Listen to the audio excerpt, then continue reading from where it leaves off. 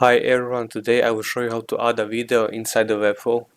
So we click this plus button and we go to to the media part, and here we can add a video.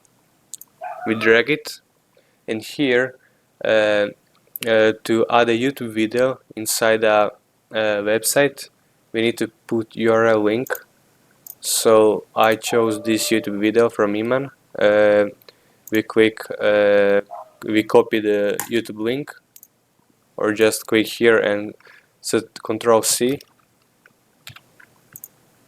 and you go here and you copy it, and we can give it also a title,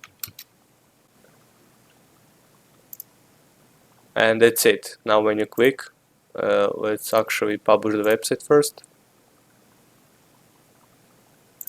and let's click display. And now when you click it, we can preview the YouTube video inside the website.